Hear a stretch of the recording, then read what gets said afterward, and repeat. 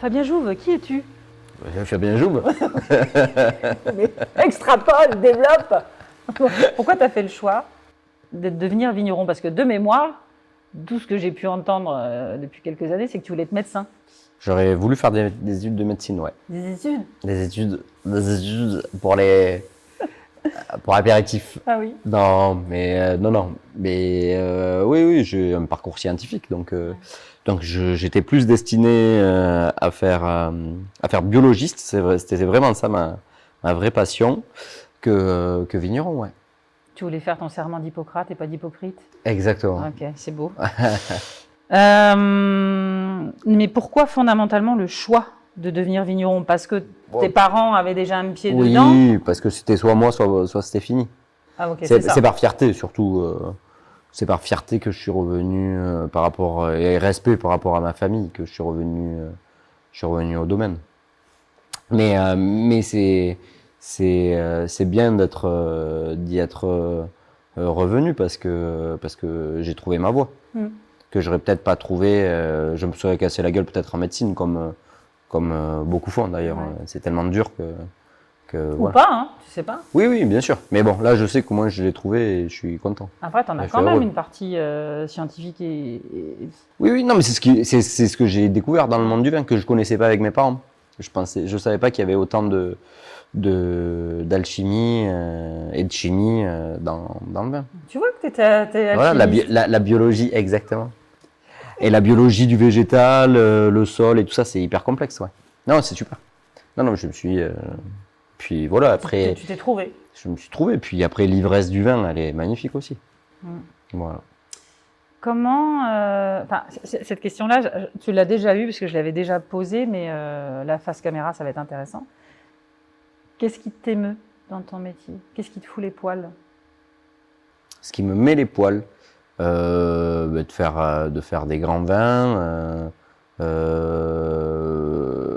de voir qu'à partir d'un raisin, tu peux faire un vin qui a des arômes, une texture que tu as déjà goûté autre part, enfin surtout aromatique que tu as déjà goûté autre part, que tu peux sentir, voilà, c'est ça et surtout après ce que j'aime dans le vin, c'est ce côté convivial qui peut avoir, sérieux aussi, mais convivial, déconnant aussi, qui peut avoir, et ça, je trouve ça cool.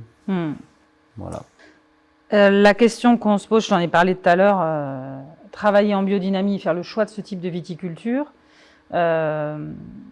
c'est compliqué ou ça a été compliqué. Dans le commun des mortels, la biodynamie, c'est presque incompris. Et pour moi, le propos des cadors de Monzingue, c'est de vraiment mettre en lumière, par votre travail, ce qu'est la biodynamie. Donc, si toi, tu devais faire une définition, somme toute concise, de ce qu'est la biodynamie pour toi, ça serait quoi? Ouais.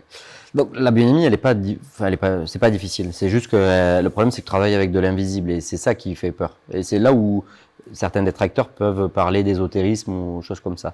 Mais en fait, toute vie sur Terre, elle est soumise à des forces cosmiques ou telluriques, donc des forces venues des autres astres ou de la planète Terre.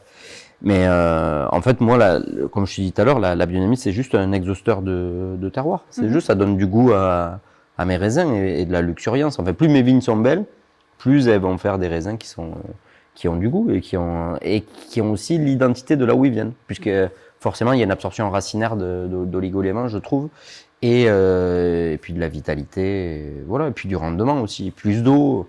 Voilà, je pourrais en parler longtemps, mais moi, j'ai vu mes vins changer.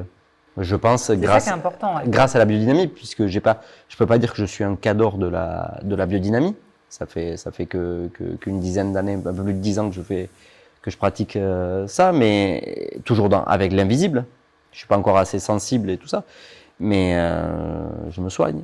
Mais en fait, je vois que il y a l'agriculture biologique dans un sens, mais la biodynamie, c'est sûr que c'est le plus, puisque par rapport à certains de mes voisins qui ont les mêmes types de sols, on n'a pas les mêmes expressions de vin et d'oligo-éléments. Donc c'est la biodynamie.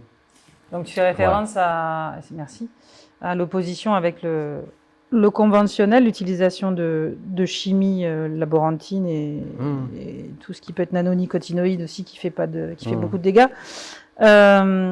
On parle de tes vins. Tu dis qu'il y a une profonde expression aromatique que tu as vu évoluer du fait que tu as utilisé la biodynamie. Ce serait quoi le pitch de tes vins? Tu devais décrire tes vins aux gens.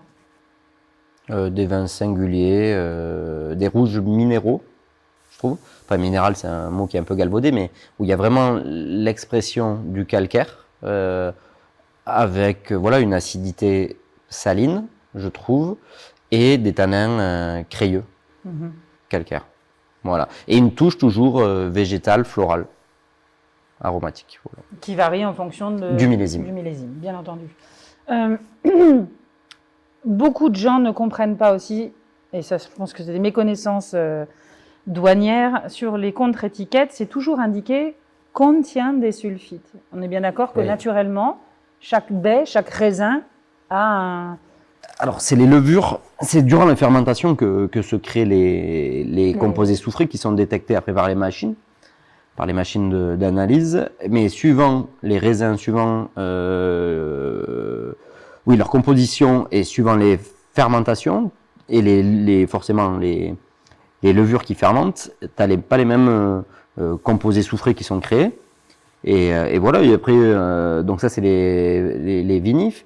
Mais après, tu peux aussi mettre ton vin dans une barrique, un foudre ou un contenant, une amphore qui a été méchée au soufre pour l'aseptiser le temps qu'il était vide. Oui. Et en fait, quand tu vas mettre ton vin dedans, il y a forcément peut-être des molécules de soufre qui peuvent repartir dans le vin. Mais c'est pas un sulfite ajouté, si tu veux. C'est pas un soufre liquide ou un gaz qui a été mis. C'est juste un composé qui revient dans le vin parce qu'il a été en contact avec le matériau et qui va sortir à l'analyse. Okay. Mais au-dessus, tu es obligé de mettre contient des sulfites au-dessus de 10 mg par litre de CO2 total. On va dire qu'une levure peut faire entre 0, je pense pas même 0, mais on va dire entre 5 et 15 mg, facile. Et dans quelle mesure tu ajoutes et quand tu ajoutes des sulfites? Ça, nous, on a fait grosse machine arrière. On a fait beaucoup de chimie au début quand je me suis installé. C'était pas propre puisque je reprenais derrière mes parents. Et puis j'avais pas de connaissances. Je sortais de Bordeaux, donc on m'a appris à faire du... Et tac. Voilà. Non, mais c'est à l'école. Les pauvres Bordelais, ils ont des grands terroirs. Après, j'ai eu la mode, quand je me suis passé la tête à faire des vins biodi, nature, là, où j'avais plus de soufre. Donc, où j'ai fait des bons vins et des vins très mauvais. Et là, ça fait quelques années où on revient un peu en arrière de l'extrémisme et on peut remettre du soufre. Donc, ça m'est arrivé d'en remettre sur raisin si vraiment les raisins sont pas beaux. Ça m'est arrivé d'en mettre après malo. Ouais. Si j'ai des bactéries qui sont pas gentilles et voilà que les vins peuvent bouger et en élevage et juste avant mise, donc on peut en remettre un peu tout le temps à des doses toujours très faibles, pas surtout parce que la majorité sont encore sans soufre, mais c'est plus un problème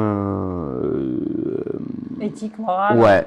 Ouais. Parce que toi, pardon de te couper, tu as le label bio, tu as le label Déméter, le label Biodivin. Du coup, t'es drivé aussi par des concentrations. Enfin, drivé. T'es guidé par des concentrations maximales de CO2. Ouais, mais on n'y arrivera jamais. Ben voilà. C'est impossible. Quand tu vois au-delà de 30 ou 40 mg par litre, je sais pas combien il disait. Non, 30 mg par litre. C'est plus, je crois que la biodi, c'est 80 ou 90. Ah oui, d'accord. C'est énorme. Ah oui. C'est énorme. On peut pas, à moins d'avoir des très gros problèmes, mais tu peux pas arriver à ces montants-là. Non, nous, on essaye d'être en dessous de 30 mg de total. C'est-à-dire 30 mg de total, on a quand même une marge de sécurité si on a des bouteilles, des vins qui doivent bouger. Voilà. On peut mettre 2 grammes, quoi. Ouais. Donc c'est largement assez pour faire du vin qui fait pas mal à la tête. Merci. Oui, et les céphalées, c'est aussi dû à ça, l'excès de sulfite qui qui travaille sur les réseaux sanguins. Enfin bref, moi ce qui m'intéresse maintenant, c'est de c'est de passer à l'interview. T'as vu ce petit côté de passer à l'interview questions-réponses, partage.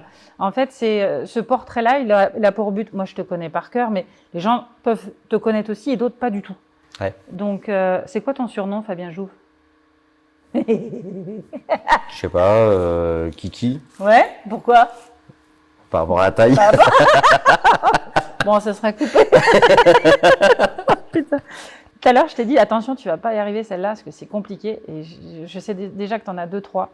C'est quoi ton morceau de musique préféré? Oh, il y en a plein. Ouais. Mais on va dire que c'est toujours Bachung. Yeah, j'avais parié.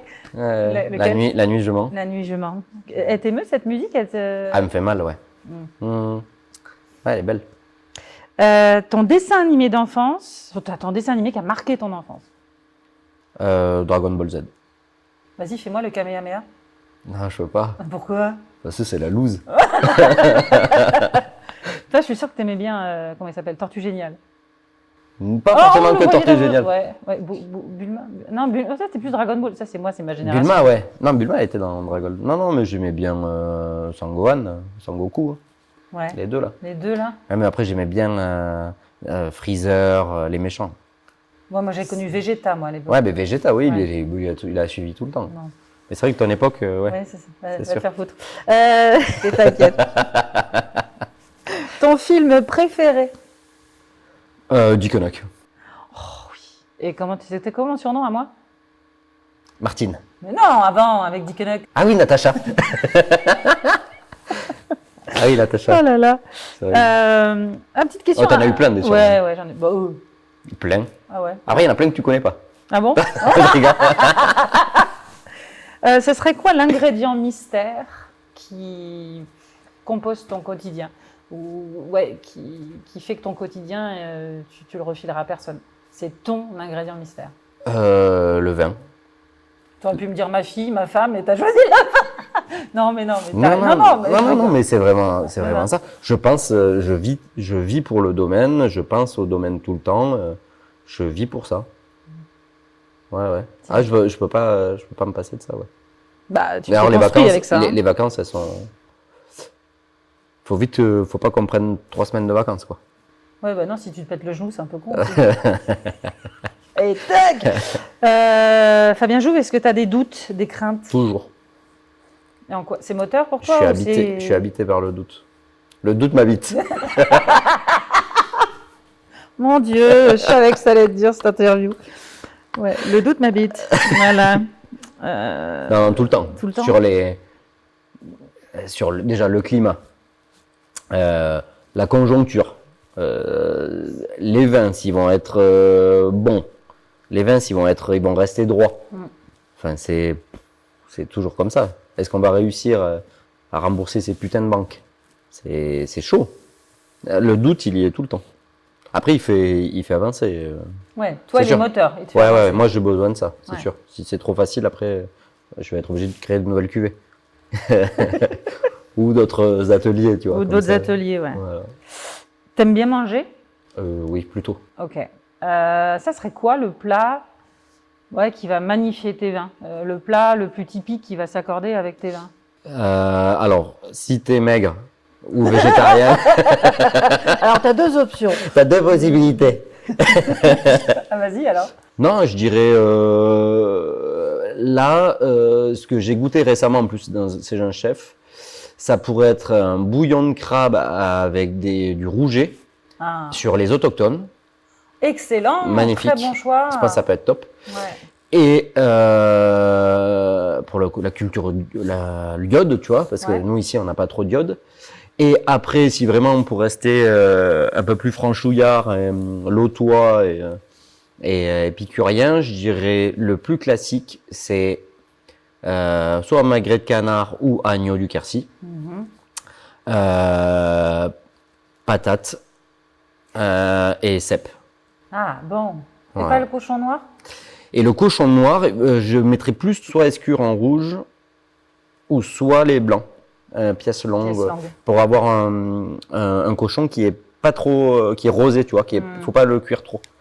Et là, ça pourrait le faire. Ok. Ce serait quoi les 3 choses? Je sais que je limite le champ des possibles, mais 3 choses pour toi indispensables pour qu'un repas soit réussi. Bah, des potes, ou des gens que t'aimes, quoi. Ouais. Du pinard. Voilà, plutôt propre. Après, bon, tout le monde n'a pas la culture du propre, mais et après, oui, forcément, des bons mets, cuisinés simplement, avec amour. Donc oui, C'est la base. C'est la base. La base. Après, voilà, un beau cadre, ça peut être top. Ah, là, tu m'en as rajouté. Mais c'est Voilà. le 4e, c'est vrai, tu as raison, le beau cadre. Ouais, là, c'est sûr, Ça peut être top. ça peut être top, ouais. Bon, bah, je pense qu'on a terminé cette petite interview. Ok. Tu es ravi de l'interview, monsieur Ouais, j'adore ça. Merci d'avoir accepté, d'ailleurs. Ouais. Je sais que tu n'aimes pas ça. Non. Bon. Est-ce qu'on pourrait aller les déguster maintenant, ces petits vins? Attends, si, juste un truc. Tu as parlé d'autochtones. Mm. On a filmé le conservatoire. Ça serait bien qu'on fasse juste un petit point là-dessus. Dans autochtone, il y a quoi comme cépage? Dans autochtone, il y a le gibert, donc un vieux cépage rouge qui faisait plus d'éclairés, des rouges clairs, à l'époque, qui était plus utilisé pour ça. Après, il y a le jurançon noir et le valdiguier, qui sont de la famille du Malbec. Et le noual blanc, qui est un cépage blanc qui était mélangé autrefois au chenin blanc. Donc, tu es en 22 France, c'était pas oui, c'est un mix de. C'est un rouge et blanc, un blouge. Un blouge. Le projet du conservatoire, c'est quoi? Ça, c'est de refaire sortir peut-être quelques cépages autres et qu'on pourra replanter et peut-être encore plus augmenter la cuvée autochtone. Ok. Donc là, après, le problème de autochtone, aujourd'hui, comment je l'ai défini, c'est ces 4 cépages coplantés, co-fermentés. Peut-être qu'il faudra que je refasse une autre cuvée, une autre parcelle de quelques cépages qui vont sortir du conservatoire pour après rassembler. Ou surgreffer sur des choses que j'ai déjà. Enfin voilà, il y a plein de possibilités, mais le but c'est d'augmenter la cuvée autochtone avec plein de vieux cépages et peut-être à terme même faire du monocépage, je sais pas. Ça peut être intéressant. Ouais, mais bon, déjà la gamme elle est à rallonge. Genre, Combien? Moi j'avais 32 spiritueux compris. Ouais, mais tu vois, on doit pas être loin, c'est un peu trop. Mais quand tu dois tous les présenter, oui. Oui. Bien. C'est un peu trop. Voilà, Ok. si t'en rajoutes. C'est pas une coopérative alsacienne, tu vois. Ici.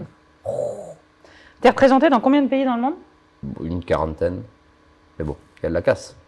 Il y a de la casse.